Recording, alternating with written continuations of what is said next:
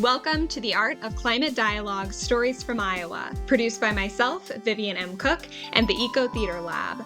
And welcome to today's conversation with Jean Eells, Stephanie Enloe, and Linda Shenk, facilitators for recent storytelling-based climate projects through the Women, Food, and Agriculture Network, projects which we'll learn more about in today's episode.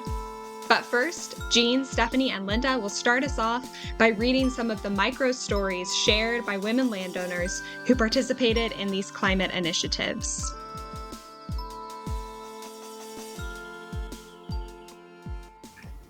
Ties between mothers and daughters. I was also fortunate that along the way my daughter was very much interested in farming and food.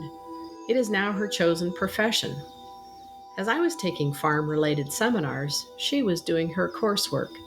She had years of me sharing the stories of my family and its agricultural history, as well as including her in my love of the environment. I also learned from her, not only about what she was studying, but also how she is able to speak out and express her ideas and concerns. I'm still learning how to speak out. Something that has been important to both of us is exploring the thread of strong women in farming who came before us in our family, a lineage that extends back 5 generations. This discovery fascinated us because these women were long-term farm widows and landowners who successfully managed the farm operations and supported their families, even during the Great Depression. But ironically, none of them would have identified themselves as farmers, and their contributions to our family agricultural history have gone unrecognized. Even we women in the family hadn't given our mothers the credit they were due. And this is a story from Sonia about her relationship with her tenants. I make time to ride in the tractors and combines. I'm lucky to have this opportunity to do this with my renters. And it is the conversation during these times that gives me credibility when I work with them. It's like the old saying, I don't care how much you know until I know how much you care.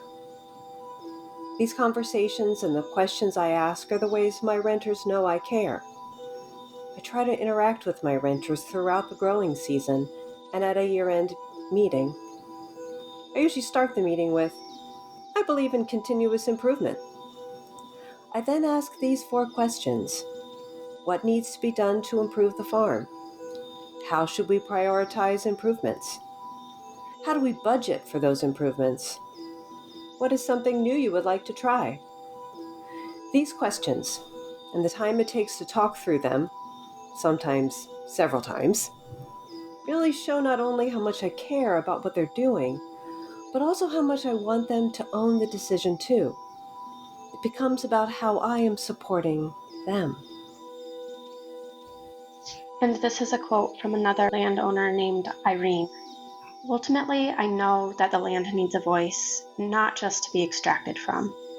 It's an ecosystem of which the human is a part. This is what I need to be doing for the land and the climate crisis.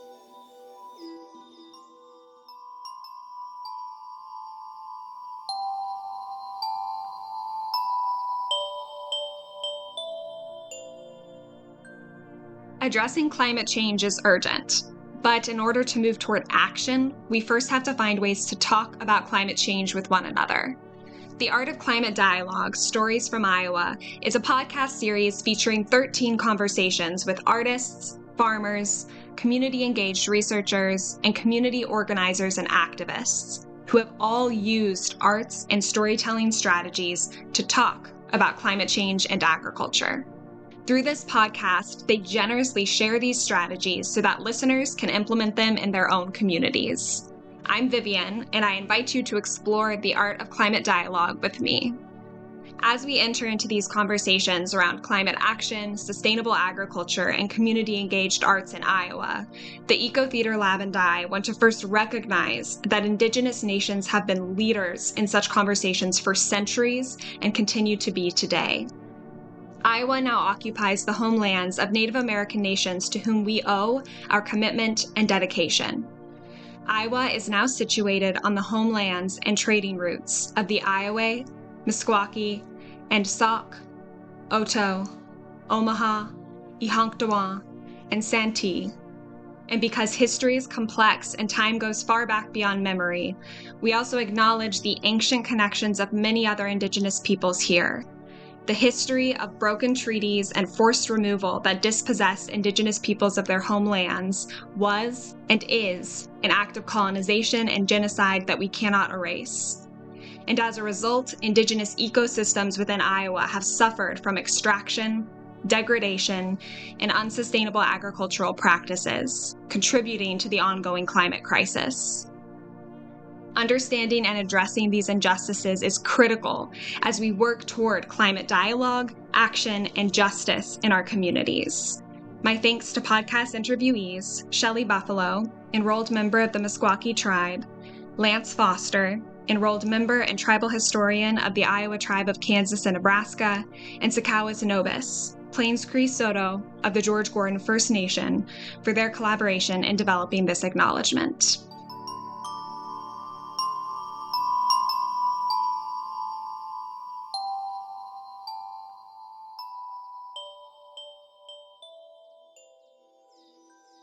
I'm excited to be talking with Jean Eells, Stephanie Enloe, and Linda Shenk in today's episode.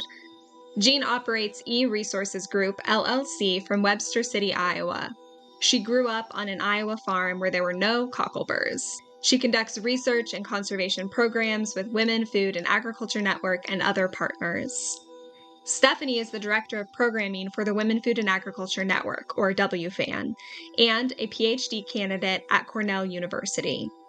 She recently returned to her home state of Iowa after living for several years in Ithaca, New York. In her role as a graduate student, Stephanie works with a Malawian farming organization called Soils, Food, and Healthy Communities to support their ongoing efforts to advance agroecology. She brings her interests in sustainable food systems, social justice, and participatory learning models to her work coordinating WFAN's Women Caring for the Land and Harvesting Our Potential programs. Linda is an associate professor of English at Iowa State University. In her research, she applies her background in storytelling and performance to how researchers and community members can co-create narratives that foster relationship building, action, and resilience. She teaches courses that bring together Shakespeare, climate change theater action, community empowerment, and science communication.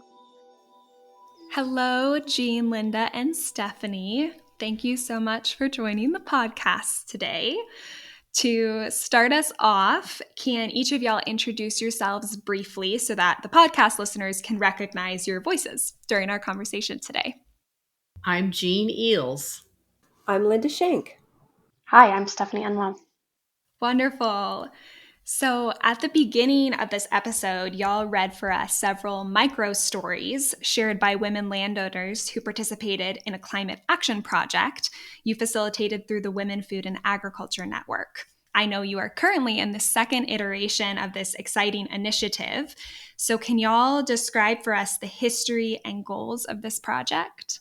Sure, this is Jean. I'll start. Women, Food, and Ag Network had been doing Women Caring for the Land meetings for a long time, and they were generally one-day meetings. So we'd come in, do the meeting, and go on to the next place where we had funding to do another meeting.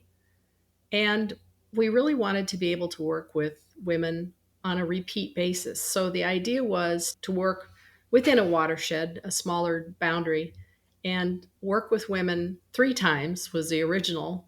Then the pandemic hit and we had to pivot to 4 times and we had to do it virtually. So we had to change some things, but it was the idea that they could bond and get to know each other and learn from each other that we knew was going to be an important component. And this is Stephanie. I just want to pick up on the point that Jean just made about the importance of this program giving landowners an opportunity to build relationships with each other. I came on board to WFAN about a year ago, and so Jean and Linda and WFAN had already moved toward this idea of essentially having cohorts of women who would continue to meet together, build relationships, learn from one another. And it's clear to me that these relationships are spurring the landowners on to continue to feel inspired, continue to learn about new ideas for what they can be doing for their land. And as you might have picked up from some of those quotes, it's a often a gradual process, especially for these women to perhaps talk with their farmers about some gradual changes that they'd like to see on the land. And so there's also that social support network who can help the landowners problem solve each step of the way over the years as they continue to make improvements to their land. And so that's something that has to be done in more than just a one-off meeting. It's something that has to be done over time. And this is Linda. And some of the things I found really powerful when I heard about this project from Jean and from WFAN, I was really interested in how there was this focus on working with a group of women over time to let ideas evolve and change, and particularly with this idea of building relationships and learning from one another. And that's something that in the research, I'm a researcher at Iowa State University. There's a big interest right now in research in climate adaptation and resilience, that we co-produce knowledge with communities, that we don't just focus on producing information for them, but we actually work with community partners, with actual people, and learn from each other in collaboration. And I just found really powerful the emphasis on relationship building, as well as the kind of environmental focus.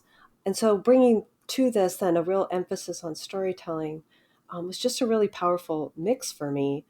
One of the things that I've really loved about this is how much we've all learned from each other, and I feel that that as a researcher, I've learned as much from these women as I'd like to think they might have learned from all three of us.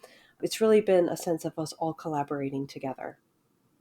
That's really wonderful to hear. And I know y'all have talked about this collaboration, like you said, not only with the women who join the project, but with each other, bringing different strengths to the project, different backgrounds. So can you tell us a little bit about what role each of you have played in this project and how that's contributed to these climate dialogues?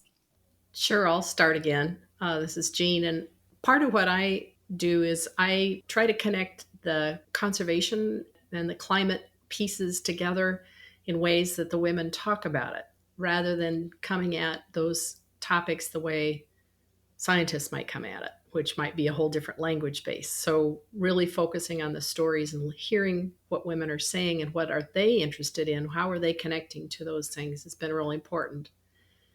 The insights from them has really transformed my work with conservation agencies to help them understand that women's timelines to implement things is different, and there can be a lot of different ways that they go about getting the work done, and it's all based on relationships. And so of course having that first conversation is super important, and so it brings us right back to storytelling and how do you tell how you care about the land? And this is Linda, and I'm a Shakespeare professor at Iowa State. And that background actually is very much connected to storytelling, obviously, but also because Shakespeare's theater, that particular setup, we don't usually think about it this way, but that the way that those actors put plays on was very collaborative. And each one of them was an expert that brought a different type of expertise, and each literally brought a piece of the story. So I come with a background in collaborative performance and storytelling. And I'm the director of programming for WFAN. And so this is one of many projects that fall under the Women Caring for the Land program umbrella. So I'll speak a little bit to my role as the coordinator for WFAN's Women Caring for the Land programming. A lot of what I bring is the facilitation. WFAN thinks of ourselves as a connector. So we're a small but mighty staff. And of course, we all have our various pieces of expertise and background. But where we really are able to help deliver strong programming is in building partnerships with all kinds of experts. And like Linda was saying, and I think Jean hit on this as well, we don't just mean the experts at ISU or the experts like Jean, who has decades of, in education and conservation and working with her own land, but also the landowners themselves, the farmers themselves as experts. And so I try within the Women Caring for the Land programming as much as possible to find ways that we can bring different experts and different types of experts into conversations with each other around land stewardship and around empowering women to feel like they get to have a say in their land and in making sure that it's well stewarded and that it's being stewarded in a way that's responsive to changing climate. And like Linda, I bring a background, more of a social science background than a humanities, but a background in doing participatory research, which has a lot of strong parallels to this idea of collaborative storytelling. And again, goes back to this idea of everybody is an expert in their own lives, lived experiences. And it's when you bring those different voices into conversation with each other that true learning happens and knowledge is built. And so I kind of bring that perspective to this project. That's great, and seems like a really wonderful experience for all three of y'all to be able to work together and to bring all of those lenses to this project, in addition to all of the women who are participating. So can you also tell us about who does participate in this project? How do you reach out to them? Who has signed up in both the first and second iterations? What are their backgrounds? What kinds of experiences are they bringing to the conversation? I think what's been really interesting about the folks who have participated in the project actually happened when we had to shift from our initial idea of doing this in person to doing it over Zoom. And I had to say, I'll admit it, we came to that decision kicking and screaming. We're like, no. But we were like, oh no. But what was really fascinating when we did that was the diversity of participants who joined. So what's really interesting about what happened with this project is that we had now women who never would have been able to come to a face-to-face meeting. So we had women coming who lived out of state but owned their land in Iowa. They were able to participate. We had women who had small children, so maybe taking the time out to not only have kind of balancing work and family, but then also this additional commitment would have been difficult. And so what's happened is we've had some women who own land. We've had women who own land and do maybe some type of what we would think of as farming. So a real mix of backgrounds have come together and learned from each other. And what's really interesting from kind of a conservation perspective, and certainly Jean and Stephanie can talk about this even more than I can, is that these are usually groups that are often kind of engaged separately, as like they have different needs, and they do.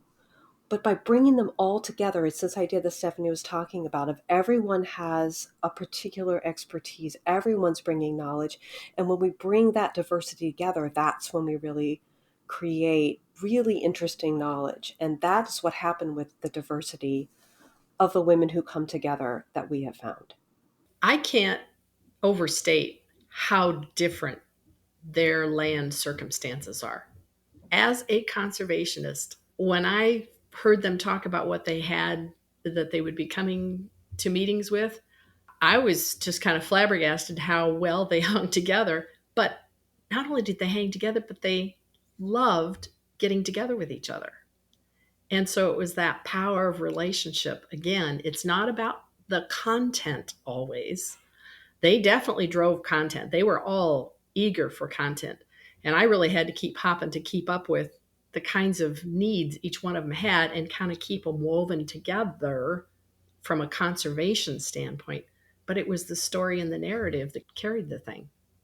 I'm very excited to talk more about what the role of relationship building and storytelling, especially based on the themes of this podcast, how those have played a role in helping people talk about climate change. And then I know from your project, which we will get to soon, actually figure out ways to implement those conversations through action projects and to support each other along the way, and what that means for these groups of women that y'all are working with, for y'all as facilitators, and for everyone who might be listening who's trying to figure out ways to tackle this really massive problem that we're all facing with climate change, but tackle it oftentimes on a very small level is how we can connect with each other and how we can connect with our neighbors and how we can pool resources and knowledge and expertise. So thank you for giving us that background on how you're bringing people together to ask questions and share stories and all of that. So I want to dive in to learning more about how you integrated storytelling into this project. So, as all of y'all have mentioned, central to the project are collaborative storytelling strategies, which you weave into this programming about conservation and answering questions about conservation practices and how they can be implemented. So, what do you mean by storytelling, and why do y'all make it a focus in this work? I should emphasize with this idea of like implementing these is that when we all talk about storytelling, we're not talking about having these women craft these really polished narratives that have a beginning, middle, and end with a climax, and that we've worked on word choice and done all those things that we think of when we think of, particularly like in the arts and humanities, like when we read a good story. So that all the things that we do with this idea of storytelling are all things that folks don't have to have particular background or training really to be able to do. There's plenty of training that goes behind what we do and what we have done.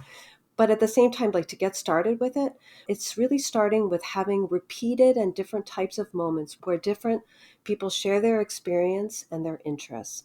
And those can be as simple as, like, I'll just give example of two of the prompts that we have the women talk about or write to us in advance. It just depends on the programming. We've done it two different ways. Here are just two of the prompts that we've used. And some of these prompts have been things that elicited the stories that we read for you at the beginning. So one of those prompts is just simply describe a memory about the land that is important to your story, who you are, what you care about. And then another storytelling based is, what's a story you would like to be able to tell about your land 5 years from now? So those are two simple prompts. One of them is which is very important for us with landowners, with that first prompt about describing a memory about the land that is important to their story. Sometimes landowners don't feel, because they aren't necessarily the ones who are actively what we would think of as farming the land. They don't feel connected to the land or realize they have a connection or a long history of family connections to the land. And not necessarily the land they own, but just land in general. And getting them to talk about that, we start to hear from them the stories of conservation and stewarding the land that are already a part of their story. And so we hear those. And then in this idea of what's a story you would like to be able to tell about your land 5 years from now? That's a part where we get to hear about, like, essentially their goals. What is it that they want to be able to do that if we were to fly in 5 years from now, like, what's the story that we would see? And what's really great about these is that for all of these ideas with storytelling, the women themselves are the experts. They are the ones who know their land. They are the ones who know their experience. And it's personal, so it really resonates. And we, along the way, will tell our own stories as facilitators. And so we kind of bring all those pieces together, which is part of that relationship building that is so important to all of us, as well as the idea of storytelling. So we ask about weather, like, what is a memory of weather or a weather event that you have? Or what is a weather event that you think about in terms of your decision making with your land? And they can talk about that story. So those are a little bit of just some of what we mean by storytelling. It really is simply, on one level, just having people share moments of their experience and their interests and their goals through notions of storytelling. And it seems like the kinds of stories or questions, prompts y'all are asking to elicit these stories create this environment that does invite everybody to contribute from the get-go. Because what I'm hearing from these stories is, anyone can answer that question, and anyone can pull from whatever knowledge, background, expertise that they have to answer that question their own way, as opposed to, I think, in a lot of conversations about what's going on with climate change, then we start with certain experts having certain knowledge, passing that on to people, and then expecting people to do something with it without necessarily having a place in the conversation to find themselves. There is a long history of Women Food and Ag Network in our Women Caring for the Land learning circles to start out with the opportunity to introduce themselves, because women kind of like to know who all is in the room before they open their mouth and ask hard questions. They want to know who's there. And so we give them a chance to express that. But I know in the early years, okay, and so this is probably 15 years ago or more, and you think about the age of the women that might have been coming, it would have been a prior generation. Sometimes they kind of broke down in tears because nobody had ever asked them if they cared, how they cared and what they felt about the land. And so For others, sometimes it was the first practice they had saying something important about their farmland, because otherwise they had been kind of diminished in that role and wouldn't refer to themselves as anything but a helper. And so it's not only powerful from a programmatic standpoint, it's powerful for programming for women who are not necessarily polished at speaking authoritatively about their land and opening up that door to that authority to say, yes, I have this experience, or this is my desire, makes a big difference. And that caring about being involved in the stewardship of the land is essential to climate action. And for them to hear that from each other, it's just so dynamic, because they may have known each other for years. Our women in our cohort didn't, but I've sat in meetings where women maybe lived across the section from each other for years and didn't know that they cared the same way about the health of the land, because they'd always, they'd done church things, or they did school things, or their kids had done 4-H together, etc. And they were always busy about those other things, and they never had the conversation about how much they cared about their land and what was happening and how concerned they were about water and air and the health of their people, etc. So opening up that story is really, it's a history with Women, Food, and Ag Network, but it's also connects us to where we are at the present. It's something that will continue. So the women shared these stories with y'all, sometimes you said in writing, but also with each other, right? And so what kinds of conversations emerged from these initial little micro stories about why people cared and what they're thinking about in terms of their land and climate and weather? What conversations emerged within the group after those initial storytelling sessions? Several things emerged. Sometimes when they would introduce themselves, they would share a little bit too about like what their other life is. Like, I do this. And then that expertise was then part of the circle. So we would see, oh, this person has a role in kind of civic leadership. This person has a background in estate and tax planning. This person has urban planning work. This person's been an attorney. And we all of a sudden get all these other bits and pieces that when we start having some conversations about something maybe in a session or two down the line, that suddenly comes back up again. And that person then feels, oh, this part of me matters too. And they can bring in that particular perspective or that expertise. And sometimes it's just like a lovely, just kind thing. Like people will share like, I really like apple crisp for breakfast, right? And that's like, and that just becomes then a thing. Oh yeah, I do too. And so those will just come in to kind of weave those little fun connections. In addition to some of the, like what we think of as expertise. So what's nice is it moves across, which is what storytelling does. It moves across different ways of knowing. And it lets all of those kind of exist all kind of in one package. That's really lovely.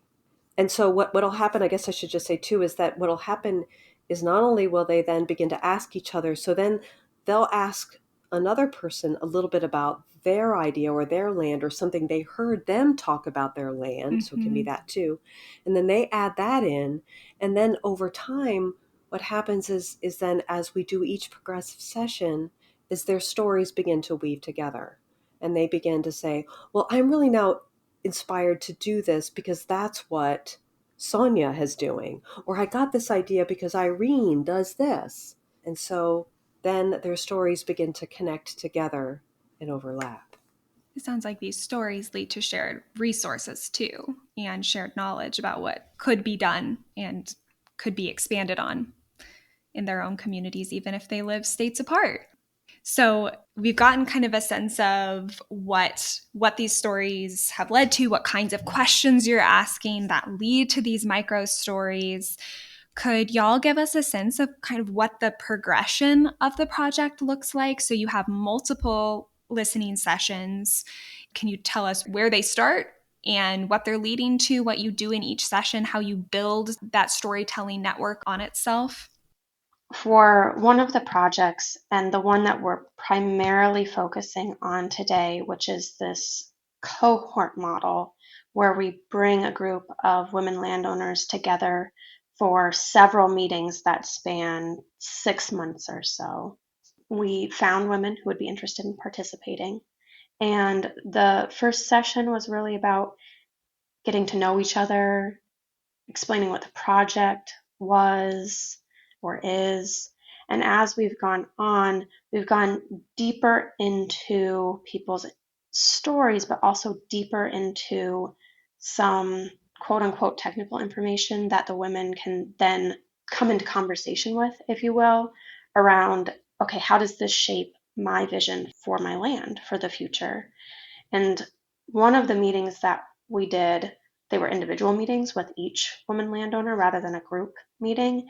And Linda has created this very cool model where she can essentially say, okay, here's what happens if rainfall is light versus heavy. Here's what happens for these different rainfall amounts depending on what kind of ground cover is on the land. Here is what happens to how rain events and land cover are interacting depending on what's going on with a landowner's quote unquote readiness to take care of their land and the community's readiness to be taking care of their land. And so we run these different, seemingly quite straightforward simulations that show how much water might be running off land and what that might be doing for water quality and biodiversity and soil health. And as that model is running, Linda asks the women, what are you noticing? What's true of your land that we should put into this model that you'd like to see what might happen?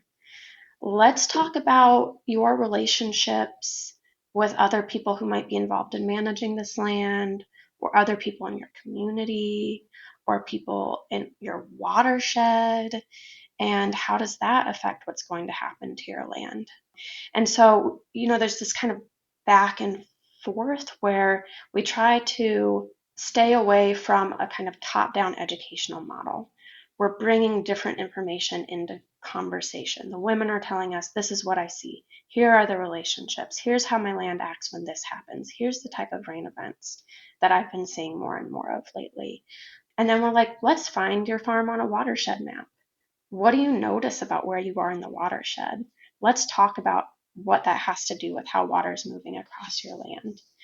And as we start to look at that, the women then identify, here are some high priority opportunities to deal with some issue that I'm spotting on my land. And a lot of it has to do right now with how water's moving, right? As you would imagine.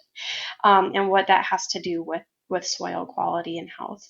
And from there, the women come up with an action project, and we have some funding available to help pay for the action projects, which can span from, I want to put in some berry bushes to help hold some water that's really like rushing down into my farm and creating issues where I'm trying to grow other plants or other crops, to I would like to host some kind of social event for the people in my neighborhood and my watershed so that people can come together and get to know each other. And then the relationships are there so that if I notice somebody up watershed is maybe not doing a great job of controlling the way that water is moving across their land, at least there's some relationship there where we can maybe start to have a conversation about what that looks like then on my farm. I guess my point is that through this collaborative storytelling process, relationships have a chance to come in a big way. And as we know, or I hope folks know and understand, and this is what I believe, that the path forward to living in whatever climate future we're heading toward is we need strong relationships. We need community deeply. And so by having this storytelling aspect, people bring in relationships, people build community, and then they come up with quote unquote climate adaptation strategies, which they may or may not frame that way, that have to do with building relationships and not just necessarily doing some kind of farming practice, if you will. That was fantastic to get a sense of, how y'all move through all of these components over the course of several months. But it sounds like there's opportunities to build trust even through conversations about apple pie or whatever it might be, like small moments to build trust with each other and then to build trust with y'all through these more one-on-one conversations, and then to apply that through storytelling and then through more technical elements to these action projects. And it sounds like y'all are incorporating elements of storytelling throughout the entire process. I know that in some of the iterations of this project, you bring in experts kind of in different technical areas where the participants can ask questions that might relate specifically to their land, to their action projects, to how they're addressing climate action. Why was it important for y'all to, even through these very technical conversations, to continue incorporating storytelling elements? I think that this is the point where programming specifically designed for women in situations where women can thrive is quite different from other conservation outreach programming. And it's not that there aren't ways that women can learn effectively in other settings, but what we're doing is centering the idea that women carry out all things on the farm, but certainly conservation projects through relationships. They have to ask somebody else to help them to do this thing, or they may have to negotiate with a family member with whom they share the land. They may have to try to negotiate with the tenant to get them to do something that they may be dragging their feet on. And how do I manage that relationship? That happens through good, strong relationships, but also through dialogue. How do I manage that? When can I practice how I might say that? How has somebody else said that? Centering that has made a difference in how women are able to actually carry out conservation projects. So I could tell them, okay, here's how you go here and you ask for a grass waterway and it's going to be designed this way and it's going to take care of this many acres and, all that kind of stuff. That doesn't help them manage the relationships. And so this just turns conservation outreach on its head and says, let's start with where our people are that own the land, that care about this, that are going to have to live with the consequences.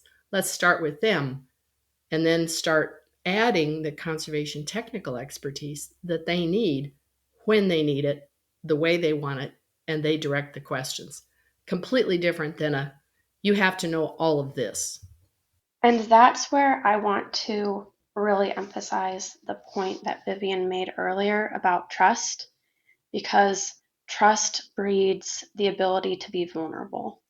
And then the women tell about the challenges that they are encountering or have encountered, which often are relational, right? And that's a space of deep vulnerability. And so then you have women who are willing to share with each other stories about, I had a tenant and I worked with him for years and he wouldn't budge on doing XYZ practice that I really knew my land needed. And so I had to fire him as my farmer and find somebody else. And this is how that felt. And here's how I continue to try and manage that relationship with somebody who might still be my neighbor. And yet I fired him from, this job of farming my land. And the getting into how that felt and how I managed it and how I did it, that's a story that requires trust that is built over time. And then what that opens up, I think, for the other women that we work with who maybe who aren't as far along with that journey, is the ability to imagine something that maybe they hadn't imagined as possible before, right? And maybe, and not to say, oh, we're working with all of our women landowners to fire their farmer tenants and get somebody better on them. Not at all, right? But just to imagine a type of conversation that they might have hesitated to imagine before is possible, and that people come out the other side happy and with land that is well managed. Yeah, I think that's been one of the things as we think about this idea of trust and how we can also because we meet repeatedly, we get a chance to kind of get to know each other. What's really then fun, and we can kind of talk through, like Stephanie was saying, well, how did that moment feel? What did I do? So like even like unpacking that process, that moment kind of gets opened up a little bit. And what also is nice is that folks get to see each other evolve and like, oh, I remember when you were thinking about that and now you are whatever. And so one of the things that has become really important for action and for storytelling is that what is just as important with this whole process of telling one story, then also kind of adding to one story by listening and asking questions. Because when one is doing and asking questions, one's actually speaking the terminology and using the language. And that one of the things I think all three of us really share as crucial with climate change and with everything is that some of these issues can be intimidating and scary and sometimes can create paralysis because they are so complicated from the social and the environmental perspectives, is that it lets, through not only speaking, but all that full sense of ownership, to be able to take those issues of climate adaptation and community relationships and resilience and weave those stories into the stories of our everyday lives. So they're not just that information of the big picture, but they then become those intimate stories that we weave and we tell about ourselves now can include those things about climate action, about the relationships that we need for resilient communities, and that we're weaving those together. And that's particularly central to everything that we do. And Linda, I actually want to hear you talk a little bit more about this because I know you use a particular strategy in much of your work, including this project, that comes from the arts and humanities and is crucial to this kind of story-based climate dialogue facilitation that y'all are doing. So can you talk about that strategy and why it's so useful for supporting dialogue and action regarding climate change? Storytelling has become this big, almost buzzword, right? You hear it everywhere. People talk about storytelling. And there's this idea of telling one's story and this idea of like just like a one direction story. But as we've been talking about, this is really like a bringing together of stories. And one of the things that I've learned from my background in collaborative performance and the humanities, particularly Shakespeare, is that what storytellers know about good storytelling that will resonate with people, that will invite them to enter in, isn't just that you tell a good story. It's that the story you tell has gaps. It has spaces, it has ideas that are left unspecified or unresolved. And those are those places that listeners or readers, if one's reading something, can enter into with their own experiences and their own needs. So I'll give an example from Shakespeare, since everyone knows I'm a Shakespeare professor. Many of us have read Romeo and Juliet, the famous play. And what's fascinating is that Romeo and Juliet, we continue to get production after production after production, in part because Shakespeare never tells us why those two families are feuding, ever. And because he never says that, that's a gap, that's a space, that then every production or every community or group that's putting it on enters into that space and fills it with their own context. And so that's what we're doing a lot with these stories is like in that model that Stephanie was talking about that I've created, there are certain aspects of that very simple model that leave space, that invite the women to tell their stories. Or when we have a content expert come and they give a little bit of their story, but only part.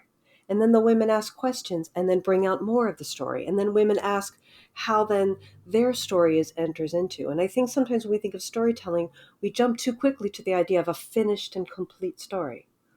When the stories that resonate the most, and we can pull this, frankly, indigenous cultures have known this for millennia, is that the power of storytelling is really its interactiveness and when it's more communal and that climate dialogue that you're talking about. And so that's what we work to create is a sense of stories that leave open, that leave space for other stories to come and enter into. And that's very much how I have come to this and been fascinated by it, is how much when we leave space for others to tell their stories too, that not only do we all learn from each other, but everyone gets a chance to own the story that they create. And it also, one thing that's been really powerful for us is that when we get the women to tell their stories, And it isn't just women, it's anyone who maybe hasn't felt they can tell their stories or they have a story to tell. That when they tell their stories, they realize that they're experts too, and that the ideas that they have maybe have been a part of who they are all along. And now there's a place for them to take action out of who they are already. And so it's really about their strengths and their gifts. Whereas when we think about information, we come at it from a deficit model, the old idea of the deficit model. We need to educate you and fill in what you don't know. And there's a value of information. But this whole comes at it from a very different place that really is much more empowering and much more about connecting, is because it releases the strengths that are already there. And that really is can propel everyone to learn from each other, and for folks who never thought they had any knowledge enough to take action, to do stuff that blows your mind. It's just oh my goodness, look at you go. And earlier you mentioned how this process that y'all are doing kind of allows these narratives about climate and weather and what they're dealing with on their land becoming part of their everyday personal narrative, which you're saying here about taking ownership of that story. And it seems like that's helpful too, because the climate narrative isn't just about the gloom and doom and apocalyptic nature of climate change, but about the individual and collective resources they have to address climate change and the relationships they have to address climate change. And then that becomes a part of their everyday narrative as well, which can hopefully lead to action that feels supported in some way. Yeah, I think that's such an important point, Vivian. It's easy when you encounter any kind of data or modeling around how climate change is currently, affecting our, social ecologies at all kinds of different scales, and how it will, to just feel paralyzed, right? Because it's terrifying. But what these really personal narratives that kind of bring together experience, women landowners' experiences and strengths with climate data do. I'll give an example of what this might look like. So we'll talk through, here's what the models say about the future of how rainfall will happen in Iowa. We're going to be looking at fewer rain events, but when they happen, they'll be bigger. And, then we'll work with the women to come up with some memory of a rain event that could be comparable to the types that we'll be seeing more of, right? These 4, 5, 6-inch large rain events. And to also be thinking about periods between rainfall events where maybe it was dry and or hot, right? What did that mean for your crops? What did that mean for your land? What helped? What did you need? Right? And so in thinking at that level of just my land, what's coming, what's something that I can do now to control some part of how my land will cope with the next time that happens or next times that happens, that's where the action projects come in. And then there's something tangible that, like Linda said, already plays on the women's strengths. So maybe that is building more relationships so that people can come together in tough times. For example, making sure that neighbors call each other when they know a bad storm is coming in, right? That's a part of climate resilience. Or maybe it means getting to know your neighbor up watershed and asking, him or her to do some land works to help you control water. Maybe it means putting in a pond, whatever it is, but there's something small that you can do on your land that you already know the answer to. It's just a matter of taking the next steps. So when I think about how complex it is to do an educational program, if you're, starting and saying, I want to, make an educational program, first off, to not come at it from the deficit standpoint, that's a big deal. But then also it's very challenging when you've got some technical expertise, how to weave that in so that it makes sense in the context of that person's life, whether they've got a lot of time to work with this stuff or whether they just kind of touch lightly because they're really busy and they've got somebody else that they trust to manage the farm, but they're concerned and they want to be involved, and kind of that dance back and forth in terms of time to have something that is compelling that they go, wait a minute, that's what's happening? Oh, I didn't necessarily pay attention to that rain. I didn't realize that that's what happened. Now I'm going to go back and look more carefully because I know what I'm looking for. That is a real dance for interpretation, to interpret how much technical information is going to be relevant so that you don't just rain down all this technical information about watersheds and acre feet and all that kind of stuff. To be able to say, this is really what it looks like. You can go see it. If you're concerned about it, here's what's actually happening to your crops, your farmers' productivity, profitability, the whole bit. And here's a suite of things that may help with that. And to put those in the context of that person's life, I think takes a real art to blend that science with the, to not overwhelm that technical side. And it seems like that's figuring out ways for people to not only connect that technical information through relationships, but also how that technical information can help them connect to each other and to the land, as opposed to it just being this jargon like washing over them and they don't know what to do with it, that it actually becomes a way to tether them to the land and their relationship to the land, which I think a lot of us are, it's hard to keep that relationship to the land and our environment and each other strong right now. And I think that's become more difficult, especially during the pandemic and everything else.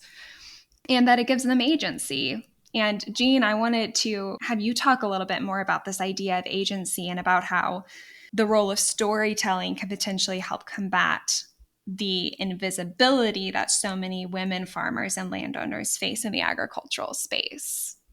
It's a complex piece, but to even start talking about this in the first place, gosh, in Iowa, for example, women own or co-own half the farmland. It's like, really, that's a place to start that conversation.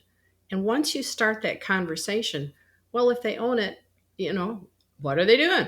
Do they care? Oh gosh, maybe they live out of state. I'm sure they don't care. And to start countering that story and to be able to say, oh gosh, here's what's really going on. Again, taking the technical and putting it back to the context. Here's what's really happening. Women are taking action. Oh my gosh, we find that they want to do something. They just want to do it in their way. They want information. They want to learn it the way they want to learn it. It's not that they won't learn in these other contexts. It's just that they get so much further. They're so much more effective when we meet them where they are and hear what they have to say. And it makes all the difference. With that idea of meeting people where they're at, identifying the assets that people already have that they can bring, and then building relationships. I know when we've talked earlier in preparation for this podcast, then we talked about this idea of belonging too, that can bring when you have trust, when you're building relationships, and when you're creating spaces where there are gaps in the narrative about climate action, for people to say, here are the assets that I can offer. Here are the resources that I can offer. Here is the expertise, the knowledge, the experiences that I can share with myself more openly and with my neighbors and the people around me. That all of that maybe creates this sense of belonging, which can lead to agency, which can lead to action. So can we talk a little bit about why belonging is important to climate action? It's been so inspiring to me to hear, in terms of belonging, again and again from the women landowners, how they felt they have not belonged. And that means that they don't even feel they have a voice, or they feel they don't know very much about something. And when you get them to tell their story over time, bits and pieces, these little micro stories, they start to realize, oh, I actually do know a lot more than I thought I did. I mean, I am shocked how many times they start talking about their land and they say, I know. They're like, well, I really don't know enough to be able to ask my farmer who seems very successful. I don't know enough to ask anything. And yet they're rattling off like what's going on at the farm. They know what kind of issues are happening. And I'm like, you know a lot. So just sometimes the ownership comes in through speaking it, and speaking it out loud has been really interesting, which again is this idea of storytelling, is that it isn't just the idea of like having a story, but it's also speaking that story and realizing and kind of owning that story. So I feel like time and time again, I feel like people are like, oh, I never realized that I know as much as I do. Or they also say, I never realized that the whole relationships part of this is part of climate action, is part of conservation. When I'm working to build a relationship with my tenant, that is part of conservation. We put so much focus on roots in the ground that we don't sometimes focus on all the other things that go around that system to support it. And that's been the really interesting thing, which research is finally catching up to this whole idea of like, oh yeah, it's a social environmental system. It isn't just about the environment. So research is catching up, but we're still catching up. And that definitely hasn't trickled out to, so when we have like these get-togethers where like women are going out now and they're getting people together and they're sharing things, or they're, getting people in their watershed together, these are not folks that have ever thought they would have a role in climate action, but now they see there's a place for them and the gifts that they have. And that sense of ownership, that I think what the storytelling and what we're out to do is to show that the opportunities for climate action and for just resilient community action are huge. And we kind of open up the straitjacket. And you said, we're waiting for this kind of work to trickle out a little bit more. But I'm curious if y'all have heard if there's been ripple effects from the women who have participated in these circles and their experiences with these storytelling strategies. Do y'all know if this has affected the way that they engage with people who haven't participated, with their neighbors, with their family members, other people that they're trying to talk to about climate action? Yes, we have. We've talked about this ice cream social of the folks in the watershed come together. They have now done a second annual one, right? And so folks come together, and now people are starting to get to know each other and realize, oh, you're in this neighborhood too. One of the women in the first cohort, through the things that she was sharing, she's now going to go on and she's now going to be presenting to other women landowners to be able to share some of her expertise with them. So we know that there's this kind of ripple effect as they're now working to kind of enfold others. We know that some of the women are working more and more now with their families and bringing their families into this process more. And that's been really exciting. And I just want to emphasize one thing that I feel that's really important that we've also done, is that the women landowners that were part of our first cohort are also co-authors with us on an article that is going to be coming out. And that isn't standard practice. And that's something that we feel ought to be, because we learned a great deal from these women. And so in some ways now their voices are going out to the larger community as we work to sort of also break down this barrier between community expertise and like research expertise. And so that is one thing I really want to emphasize. I think is something that these barriers are all over the place, but they're coming down, and that's really exciting. And Jean, I know you've got more to say too. So I was going to say, I'll just piggyback on that particular point. We're talking about at least some of the women have acres and acres of row crop land or row crop and pasture land. So this isn't, lest you imagine these are small farmers. They're not all small farmers. Some of them are, and some of them have a lot of land that they're impacting. So the potential to make change and have all of these women recognize that they are enough, that they know enough to do something, that they're sufficient, is so contrary to what, if you even just look at agriculture, is so contrary to what you would hear. They're going to say, oh, I don't know as much as my farmer does. Well, heck, if you stop and think about it, maybe the farmer doesn't know everything. They might not be an expert on everything, but they're an expert on what they do. And so we're just lifting up women landowners to say, you're an expert on what you do and what you know. And it's kind of like he's an expert on what he does. If you've got a male farmer, I'm using he specifically, common, to be able to say, they don't know everything either. And we just kind of give them that as if they know absolutely everything. And they may not. They may know a lot. They may be super knowledgeable, but we assume that they know everything and that we know nothing. And to stop that barrier is just a really big deal. And the same thing happens when it comes to conservation. Oh, I don't know nearly enough to be able to even have a conversation about cover crops. Well, we can help you with that. And we can teach you enough so that you know enough and you don't have to be the expert, that there's ways of getting around that. But I think that's a big piece of the narrative. And getting past that paralysis y'all have mentioned multiple times that comes up when we're talking about these huge, huge issues, but figuring out how none of us can know everything, even if we tried. So how do we build those relationships and start sharing our stories and our knowledge so that we can co-produce more knowledge together, like Linda was talking about? One of my last questions, as we're starting to get towards the end of our conversation, we're talking a little bit about ripple effects, right? And how this kind of work can lead to further climate action in participants' communities. So we talked about how storytelling has helped lead women landowners to take personal and community initiative to address climate action. This climate action, though, in many cases needs funding and policy support. Y'all said that the action projects you created, you did get some funding for people to actually be able to implement them.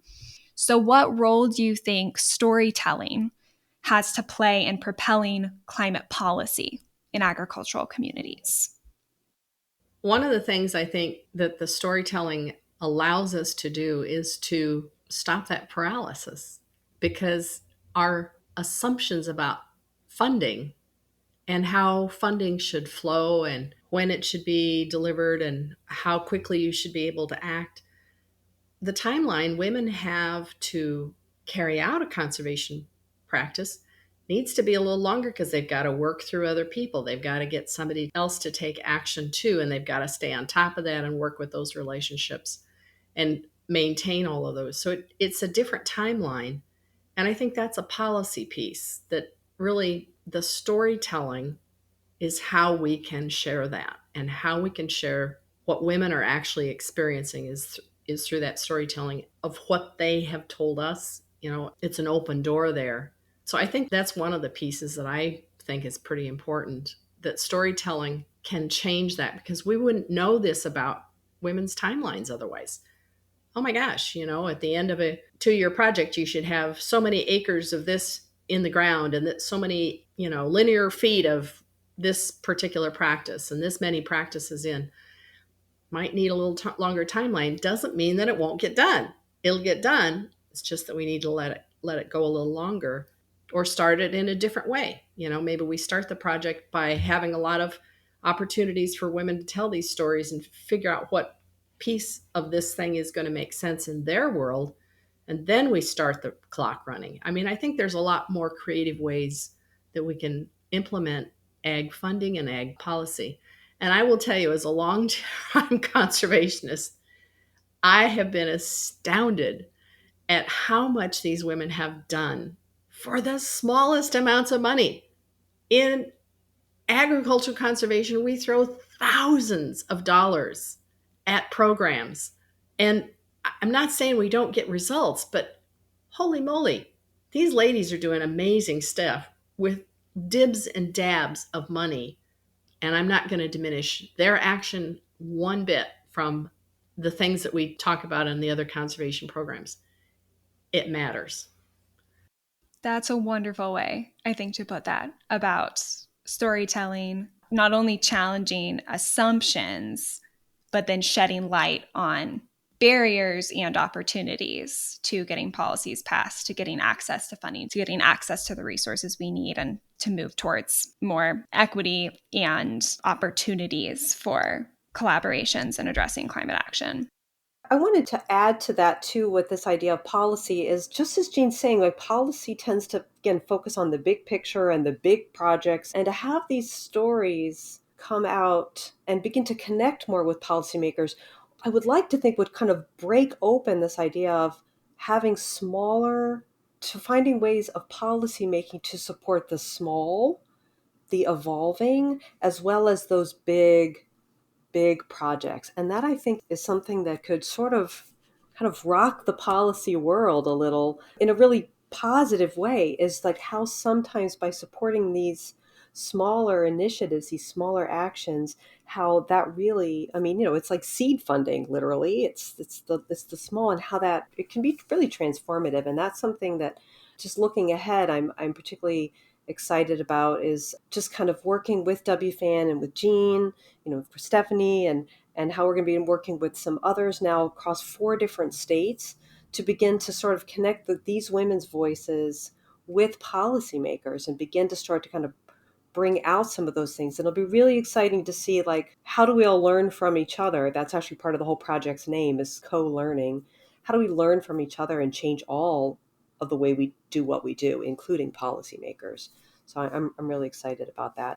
Yeah, I guess 3 points. One is to underline what Jean and Vivian were saying about the importance of this type of work, giving us a different focus for what qualifies as success in conservation programming, policy, and funding, right? Or climate policy programming and funding. What's the metric of success? Right? And with storytelling, we're capable of looking at more qualitative metrics of success versus the number of acres that got cover crops. Eventually, we'll get to the acres getting the cover crops, but there's all of this stuff that needs to happen in between: conversations, getting comfortable with walking into the NRCS office, talking to your farmer, maybe sometimes for years, about getting those cover crops on the land. And that's all important effort that doesn't typically get measured, but does get measured in our work. So that's point 1. Point 2 is storytelling is how you do policy advocacy. Yes, you can show up to the state house and talk to your legislator or whatever with some data and numbers, and not that that's not important, but the things that move people are narratives. That's why politicians use narratives all the time when they're trying to sell some kind of policies. They're rarely talking about the numbers and the data. If they do, they probably don't get a lot of traction. They tell personal narratives, right? And so the women that we work with are now prepped and primed to tell their stories. And so that brings me into the third point, which is, as a programmer, right? Like somebody who runs programming, having an opportunity to get to know the women we work with on a deeper level and really get to know their stories versus doing that again, like top down. I'm the expert in front of the room. You've showed up at my event. I will impart knowledge to you. I will maybe know your name, maybe not, and then you will go on your way. Hopefully you've signed up for the mailing list. I don't have a clue who was in the room and what strengths and what stories they have, and I can't plug them in to future opportunities to do any kind of advocacy, whether it's policy or otherwise. And so what we've already been able to do with women from both the first cohort and then the second cohort is then set them up to be stewardship ambassadors, which is a program that that Jean is involved with, that WFAN is running with the help of partner organizations, to have women landowners going out and telling their stories and really raising the visibility of women landowners and their stories in the ag and conservation world.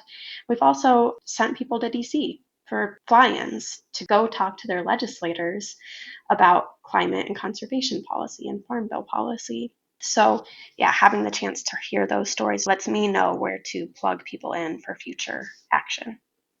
Thank you all so much for sharing those insights. I think that's incredibly helpful for me to think about, actually, in terms of my own work and of all the interviewees that I'm talking with through this podcast series. So we are nearing the end of our conversation. So I just have a couple wrap-up questions to kind of give some key takeaways to our listeners. So first, what are the 3 key ideas that you want people to most understand about the work that you do?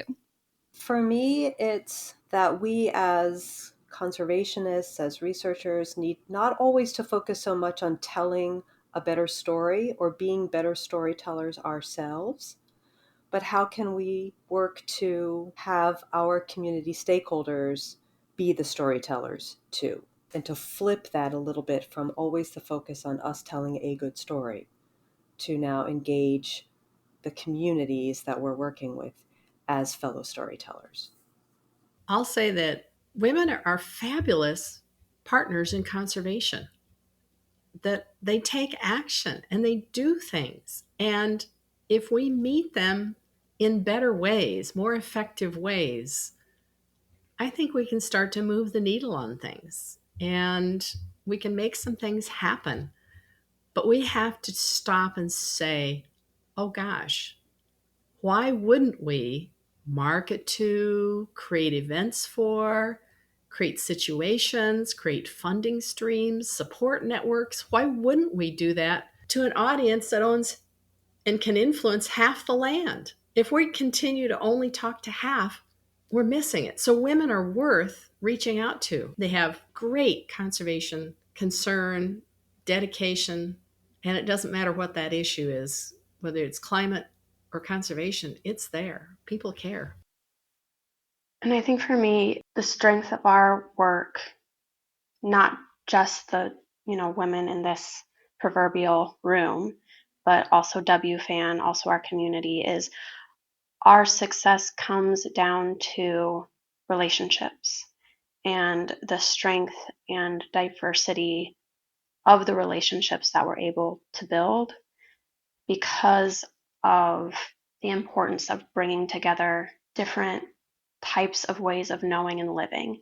And when you bring different ways of knowing together, you learn a heck of a lot more than if you're just a few people who all think the same talking with each other, right? So it has to come down to relationships, listening, dialogue, that really democratic process of creating and enacting knowledge. Thanks, y'all. And as we take with us those key ideas about the work that you do, my final question is, what is the biggest recommendation you have for others who might want to use storytelling strategies to talk about climate change, especially in agricultural communities? I'll say that it's important to suspend your belief that we always have to do things the same way without judging what we've done before and saying, oh, God, that's bad or wrong, but to just kind of set that aside and to say, if we want to get somewhere different than where we've been, we do need to do something different. And storytelling, as evidenced by what we've been doing, really can open that door. Let's look at where that can take us and open up other opportunities. I think that's where the storytelling, it's a new technique. It's something that we haven't necessarily approached from the same way that we're using it, where it's not a complete story. It's the mini stories. It's the little elements. And it's the fact that all of the women have something to contribute. It's not, oh, I have to tell this wonderful story about my farm, and you have to be impressed with my story because it's so perfect. I think recognizing we have an opportunity to pull in a new group of people who will feel empowered and have agency to do what they can do. And we're going to need everybody. I think it comes down to what we were talking about earlier in the podcast of removing that fear and paralysis that comes with the climate data dump, right? And instead saying, how can you locate yourself within a very specific part of this future? What can you do about the part of that future that you can control, right? And so giving people some action steps that are based in pragmatic hope rather than here's a lot of very scary information. Good luck figuring out what to do with it, right? And that's where the collaborative storytelling really does something very important. And I'll add that part of it is that we put out that the kind of richness and diversity of the story so that it can be the weather that really will draw people. Maybe it's that connection to the land. For some of the women that we've been working with this time, the beauty of the root system of these plants, like you show them the roots and they're like, oh my goodness.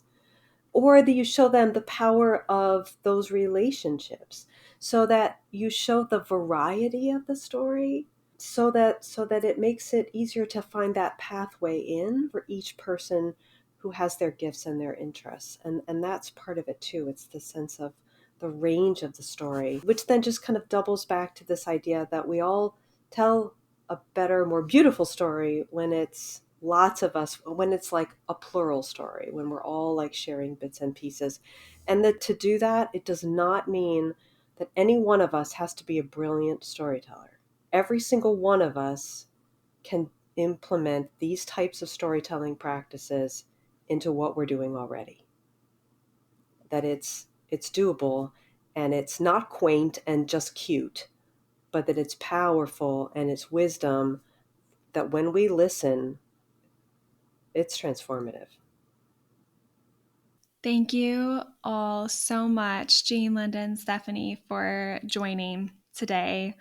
I'm going to take away, I know with me, this idea of powerful and pragmatic hope, as Linda and Stephanie said, through storytelling.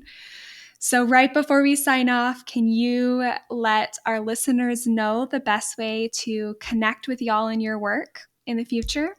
The best way to connect with us would be just to reach out to us. So my name is Linda Shenk. Reach out to me at Iowa State University. So my email address is Shenk, SHENK, at iastate.edu. And you can reach me via my email, which is stephanie@wfan.org. Or, unlike maybe most of my generation, I will always take a phone call over an email. So you can reach me at my office phone number, which is 515-635-3276, extension number 5. Please, normal hours only for that phone call because it'll get routed through my cell. But yes, if you'd like to learn more about our programming, you can shoot me an email, give me a call, or you can look at the WFAN website to learn more about all of our programs. And I'm happy to entertain questions and people to reach out, but probably the best way to do it is to reach out through Linda and Stephanie, and they can reach me. I'm accessible. Since they're the lead partners on this, I'm going to put them out in front. That sounds wonderful. And we'll make sure to put this information on the podcast webpage as well. Thank you all so much again for joining and for sharing about this wonderful project. I can't wait to hear about the next iterations and the next projects y'all have coming up. Thank you so much, Vivian. This has been fantastic. Thank you for listening to The Art of Climate Dialogue, and we hope you'll listen to the rest of the series. More information about podcast interviewees is available at ecotheaterlab.com. We invite you to engage in conversation with us by leaving a comment, responding to the short feedback form in our show notes, and checking out the Eco Theater Lab's website. We want to thank all of the organizations and individuals who made this series possible. This project is funded by both a North Central Region Sustainable Agriculture Research and Education Program graduate student grant, which is supported by the USDA's National Institute of Food and Agriculture, and a Johnson Center for Land Stewardship Policy Emerging Leader Award. Our podcast consultant is Mary Swander, our podcast musician is Omar DeCook Mercado, and our podcast artist is Mosel Nita Singh. Our podcast land acknowledgement is adapted from text developed by Lance Foster and Sakawis Nobis, and from conversations with Shelley Buffalo. Rosie Marcoux-Rowe is our podcast editor, and I'm Vivian M. Cook, Community Engagement Director for the Eco Theater Lab and the Art of Climate Dialogue, podcast producer and host. Take care.